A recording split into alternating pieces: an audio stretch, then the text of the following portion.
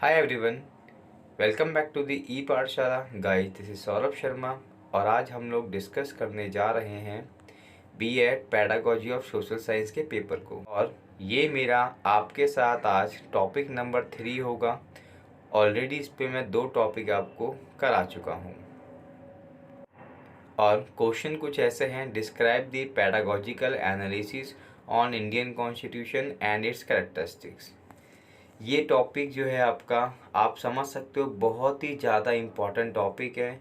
और इस टॉपिक को आप छोड़ के मत जाना, क्योंकि ये टॉपिक आपके 2018-19 के पेपर में रेगुलर बना है, 21 के पेपर में नहीं आया था। तो मेरे ख्याल से ये आपका मोस्ट इम्पॉर्टेंट टॉपिक है। मैं सिर्फ आपको टॉपिक नहीं बताऊंगा, टॉपिक में लिखना कैसे है मैं वो भी दिखाऊंगा। जैसे इंट्रो आपका 4 नंबर का होता है, बॉडी आपका 10 नंबर का होता है, कंक्लूजन आपका 2 नंबर का होता है। तो इस पूरी वीडियो लेक्चर में आपको सिर्फ कंटेंट नहीं दी जाएंगे, कंटेंट के साथ आंसर राइटिंग कैसे करने वो भी आपको बताया जाएगा। गाइज, अगर आप में से कोई पहली बार मेरे चैनल पे आए हैं तो please don't forget subscribe to my channel को सब्सक्राइब जरूर करिएगा। और अगर वीडियो पसंद आए तो प्लीज़ प्लीज़ रिक्वेस्ट है, अपने फ्रेंड्स को ये वीडियो आप ज़रूर शेयर करना ना। Let us guys begin the video without waste a lots of time. Yes guys, basically आपको करना क्या है, सबसे पहले आपको संविधान की डेफिनेशन लिखनी है कि संविधान है क्या। संविधान से अर्थ होता है एक कानून का समुच्चय होना जो आपके केंद्र सरकार और राज्य सरकार को कार्य करने की शक्ति देता है। केंद्र के साथ साथ इसमें जो भारत के आम नागरिक हैं उनको भी कुछ शक्तियां प्रदान की गई है और उसी के इर्द गिर्द वो अपने कार्य को करते हैं, जिसको बनाने में करीब 2 साल 11 महीने 18 दिन लगे थे। और संविधान सभा की बैठक कुल आपकी 166 बार की गई थी। और भारत में जो है आपका जो कानून है वो सर्वोच्च माना जाता है। कानून से आगे ना तो आपके प्रधानमंत्री है और ना ही आपके राष्ट्रपति हैं। अब आप खुद सोचिए, जब आप इतना इंट्रोडक्शन लिखोगे जिसे हम बोलते हैं कैलकुलेटिव होना, मतलब जो टीचर देखते ही समझ जाए कि हाँ इस पर्टिकुलर बच्चे को आता है, इसके कंसेप्ट बहुत क्लियर है, क्योंकि उनके पास बहुत सारी कॉपियाँ होती है चेक करने के लिए। जब कॉपियाँ बहुत सारी होंगी तो ऐसे में क्या करना है, आपको टू द पॉइंट लिखना है, पेपर शीट मत भरना, उसके आपको मार्क्स नहीं मिलेंगे। आई होप सो गाइस, ये आपको क्लियर हो चुका होगा। अब हम थोड़ा आगे चलते हैं। आगे है कि भारत का संविधान क्या है, एक लोकतांत्रिक संविधान है जिसको हमने इंग्लैंड से लिया है। ये जो आप देख रहे हो हाईलाइट वर्ड्स, ये क्योंकि यहाँ से पता चलता है कि आपकी कंसेप्ट बहुत क्लियर है कि हमने जो लोकतांत्रिक संविधान है उसको हमने इंग्लैंड से लिया है, जिसके आधार पर भारत में जो भी लोग रहते हैं उनके अधिकारों को सर्वप्रमुख माना गया है। मतलब संविधान में जो भी सरकार कार्यरत है, जैसे अभी जो केंद्र सरकार है या राज्य की सरकार है, वो जो भी कानून बनाएंगे वो भारत के लोगों के लिए बनाएंगे, उसके सिवा उनकी कोई इच्छा या एक्सपेक्टेशन नहीं रहेगी। क्योंकि यही एक लोकतांत्रिक सरकार की खासियत होती है, मतलब जो लोगों के द्वारा बनाई गई सरकार हो और लोगों के लिए बनाई गई सरकार हो। आई होप सो गाइस, आपको क्लियर हो चुका होगा। अब हम देखते हैं संविधान की व्यवस्था। संविधान की अगर हम बात करें, अब ये आपका आता है 10 मार्क्स का। तो अगर हम व्यवस्था की बात करें तो व्यवस्था से अर्थ क्या होता है, संसार का सबसे लंबा संविधान है हमारा। सबसे लंबा किस तरीके से, जिसमें 395 अनुच्छेद है थे, अब 410 हो गए हैं, और 12 इसमें अनुसूचियाँ थी। अगर मैं आपको अनुसूची की बात करूँ तो अनुसूची होती है सरकार की, होती है कि केंद्र के पास कितने कार्य हैं, राज्य के पास कितने कार्य हैं, राष्ट्रपति के पास कितने कार्य हैं, गवर्नर के पास कितने कार्य हैं। ये संविधान सब लिखित में दस्तावेज दे रखे हैं, और लिखित में देने का उद्देश्य यही है ताकि काम अच्छे से चल सके। फिर हमारा संविधान एक लिखित कानून है। भारत का संविधान एक लिखित संविधान है जिसका वर्णन लिखित रूप से किया गया है, जिसमें केंद्र, राज्य और राज्य की सरकारों कार्यों को बताया गया है। फिर भारत का एक धर्मनिरपेक्ष राज्य है। धर्मनिरपेक्ष राज्य का मतलब क्या होता है, यहाँ पे अलग अलग कास्ट के लोग रहते हैं, अलग अलग धर्म के लोग रहते हैं, लेकिन राज्य का कोई धर्म नहीं है। राज्य स्पेशल किसी एक धर्म को प्रमोट नहीं कर सकता, उसको सब धर्म को एक समान इक्विलिब्रियम मानना है। मैं उम्मीद करूँगा गाइस आपको शॉर्ट नोट समझ आ रहे होंगे बिल्कुल।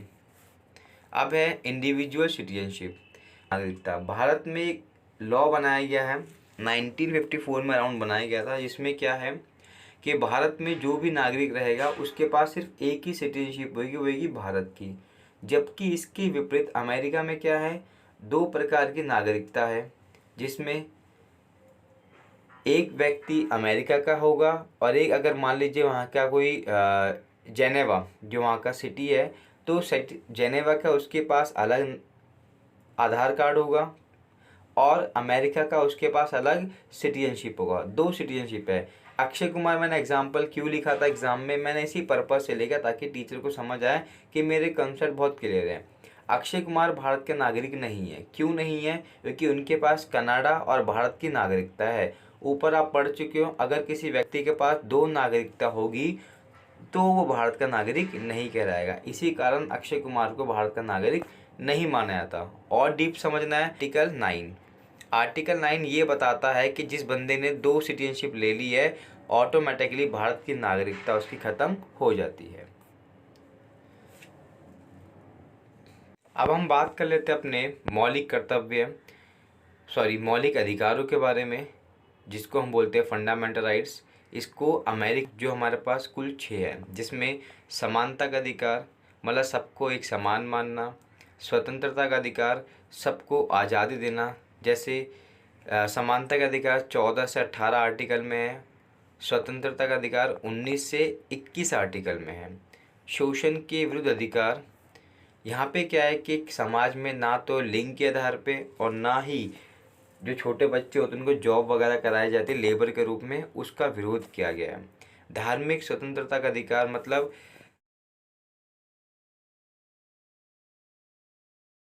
किसी के साथ किसी भी रूप में धार्मिक रूप से कहीं भी शोषण नहीं किया जा सकता। अगर आपके पास पैसे हैं तो आप हेल्प कर सकते हो धार्मिक रूप से, पैसे नहीं है तो कोई भी आपको ज़बरदस्ती आपको पुश नहीं करेगा कि आप हमें धार्मिक रूप से हेल्प करें। फिर शिक्षा का अधिकार और सांस्कृतिक अधिकार, मतलब मान लीजिए जैसे मदरसे में उर्दू सिखाई जाती है तो ये संविधान में पूरा अधिकार दे रखा है।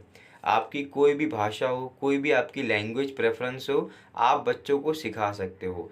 और लास्ट है आपका संवैधानिक उपचारों का अधिकार, आर्टिकल 32। संवैधानिक उपचारों का अधिकार क्या होता है?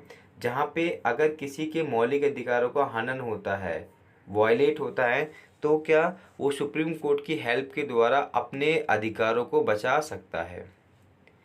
फिर आता है नेक्स्ट आपका मौलिक कर्तव्य, जो 11 हैं आपकी कुल मिला के, जिसको हमने किससे लिया था? रशिया से लिया था।